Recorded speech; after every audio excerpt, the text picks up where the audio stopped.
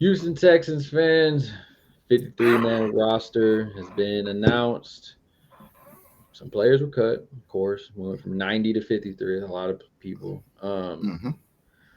Got the guys. I guess we can go through them, or we can see. I guess we can talk about first who was, I guess, a surprise that you saw. Well, my first impression of this is like it's kind of how we all suspected it was going to be in the off season when we started. You know what I'm saying? Like, Yeah, I'm not real shocked by anything, to be honest with you. I've seen a lot of this coming, but I know what you're about to ask. Who was I surprised by? It was Desmond King a little bit.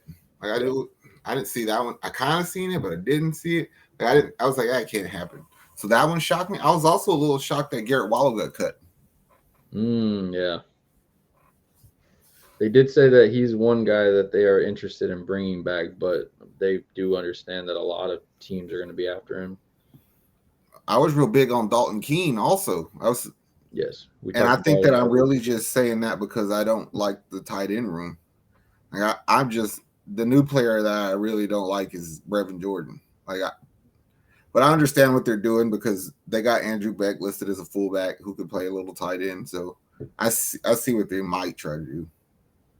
Yeah, yeah. It was a that out of looking at who got the on the roster, the tight end for sure looks like, which is very weird because Dalton Schultz is a huge upgrade from what we've had, Mm-hmm. but past him, it's legit. Like if last year we have nobody at tight end, it feels like just go out there, bro, and do something. Like Either one or two things is like they believe more in some of these guys than we do, or yeah, they're expecting a lot of production from like Noah and Robert Woods out of a slot position. You know what I yeah. mean? I mean, they kept six wide receivers. We pretty much knew Yeah, they we would. knew Yeah, those six were going to be yeah. there. Yeah, the Noah and Robert Woods, we were like, all right, you play a position as of it, we kind of understand it. Running backs, I know you had said in our other video that you wanted Mike Boone to stay, and Mm-hmm. they kept him. Mm-hmm. Um, I love it. The course they have four running backs and a fullback and Andrew Beck. So I mean, I'm good with that. yeah, It's the better one of the better running back rooms we've had in a long time. I'm good with it. Yeah, because like if one person Pierce is going to get his run anyway, yeah, but also like secondary wise, like I think that Singletary could lose that spot to Boone just as easily as Boone could lose it to Singletary. And I'm gonna be honest with you, if just say for instance Pierce does miss three more games, I'm still good with Boone and Singletary. yeah. Boone can run through some people as we saw, and I get it's preseason, but Yeah, it's but it's like they said, if Bobby Slowick's gonna kind of mimic what they do in San Francisco, that system made a lot of just random ass running backs look good. You know what I mean? yes, yeah. So It, yeah, it's for sure. I mean, we have to understand the system that they're doing, of how the culture they're building, and a lot of people were saying, "Oh, the NFL is a cold world," because you had guys that you thought were going. They keep using Desmond King and Christian Kirksey, guys that were starters, this and that, and they got cut. mm-hmm, mm-hmm. And in sports, especially in football, if you don't show up every day, especially for this organization right now, you get cut. I don't even want to be a dick and accuse him of not showing up every day, but like this is not Lovie Smith's 1986 defense we're playing. This is DeMeco Ryan's 2023 shit, and it's just possible that they can't do that. Yeah. And not every player is good for every scheme, and not every player is going to do good in every system. And it's not saying, I mean, Desmond King, I wish you the best. Christian Kirksey's, I really don't care. Um, it's just it's just we looking at preseason. That's a part of it. But Yep. fans need to understand also, these guys were, like we've said, they in the weight room, they were in film rooms, they were doing practices and everything. So there's other stuff that these coaches saw. It's like Robin Lopez. It's like so many people were butthurt. I was like, all right, I get it, but he was almost more of a novelty than a productive player. You know what I'm Yeah, saying? It's like he was here for 2 bad years and he looked cool and he did funny shit, but he just wasn't productive. You can look at game film and tell he's like Boban of the Texans. It's like, yes. Hey, we it's like love you you, gotta go. bro, Yeah.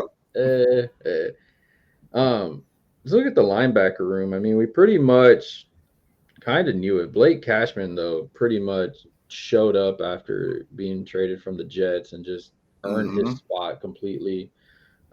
Christian Harris is the guy that everybody's like is going to take that next step. Mm-hmm. Denzel Perryman came in.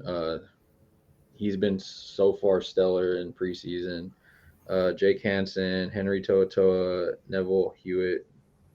So the way I see it, Christian Harris is going to be your weak side backer, Perriman middle, Cashman your strong side backer, Toa will be first off the bench for any of those three.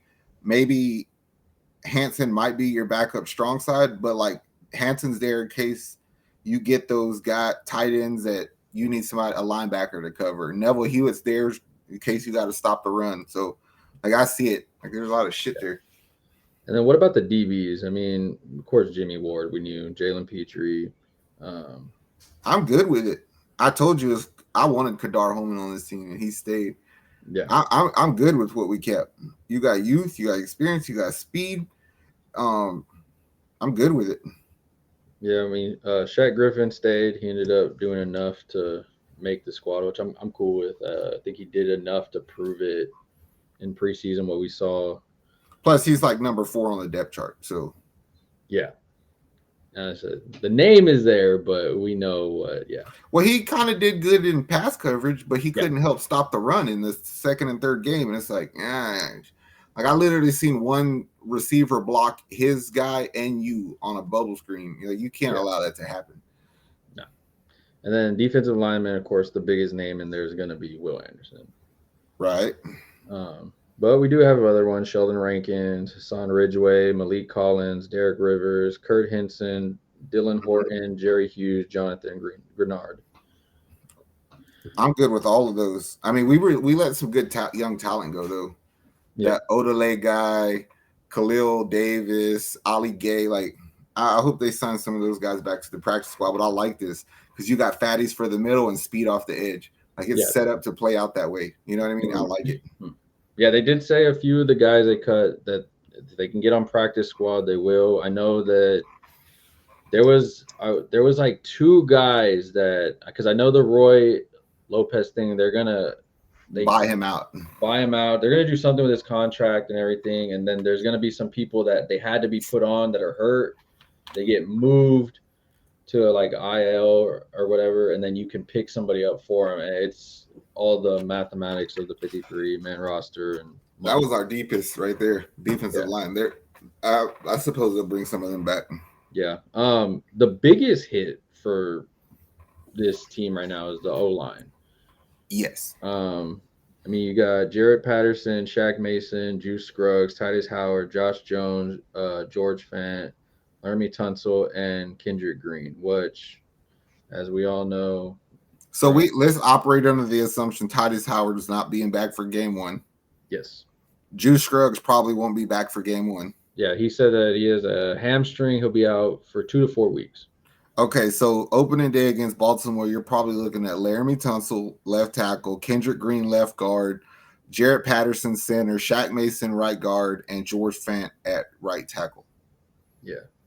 Not the biggest supporter of that, but it's the best we have on that day. I'll feel better when Juice comes back, though. Yeah. I mean, losing Kenyon Green for the season is a huge blow because he was actually looking like he could do something Until he didn't. until he didn't. Yeah. And I mean, he's out for the year, shoulder surgery, which, I mean, a lot of people are calling him a bust at this point. I don't want to say bust yet, but you definitely coming back next year. You better prove something, dog. Cause Don't show back up out of shape. no, Don't do it. you better be in the best shape you've had, and you better be like, all right, I'm ready to take this next step.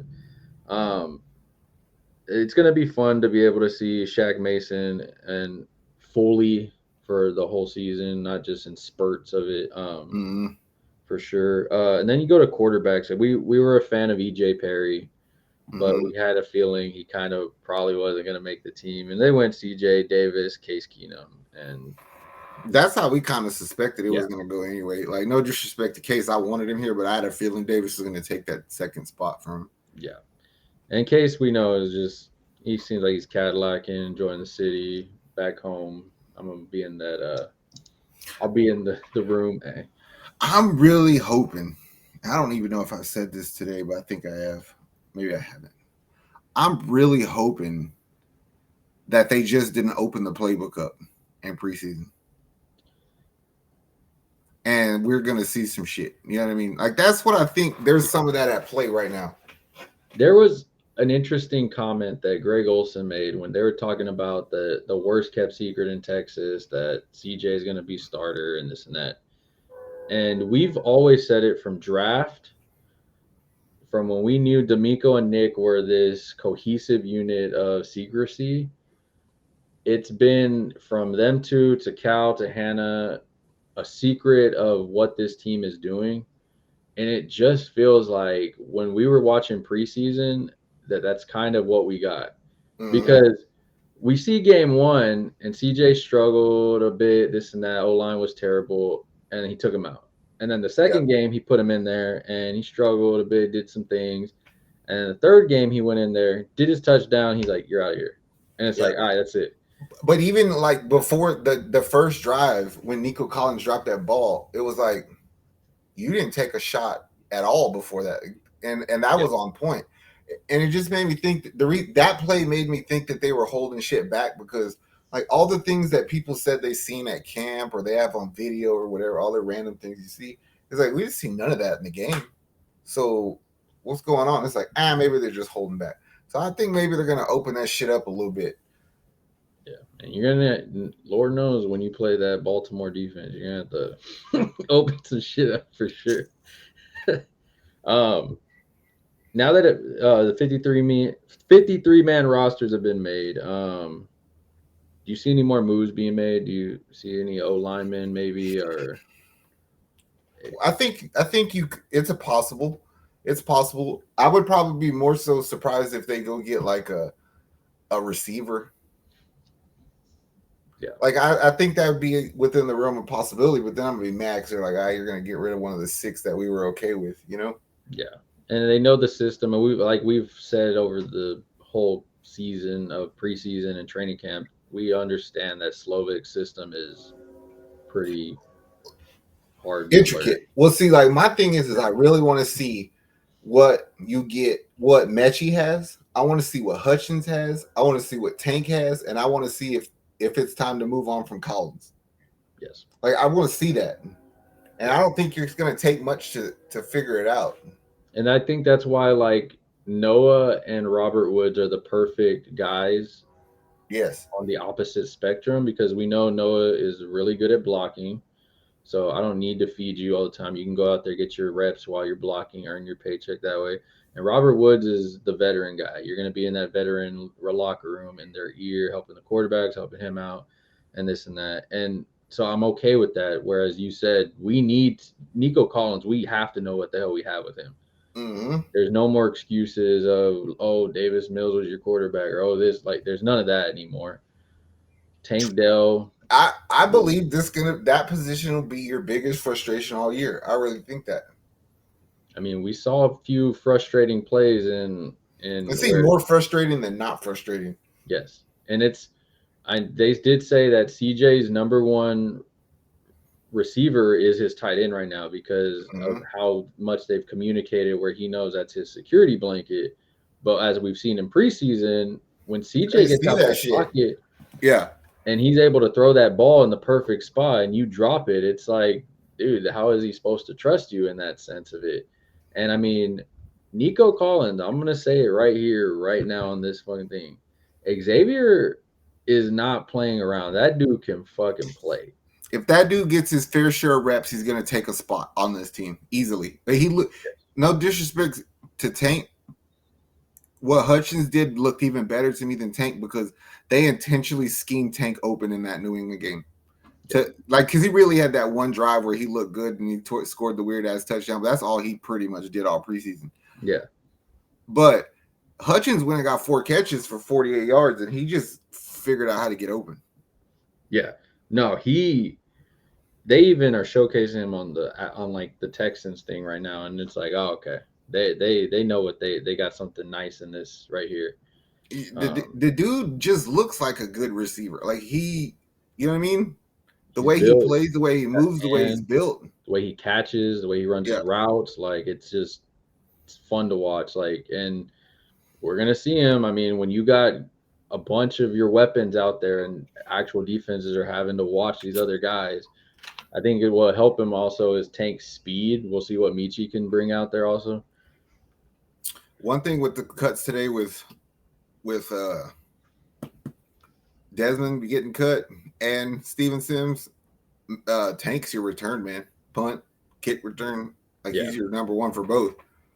Yeah. So he'll get his reps in there for sure. I mean, it's you got him for not just a receiver, but for your special teams. And that's I like that move for Frank from what he did last year with special teams. I think he deserved a legit weapon.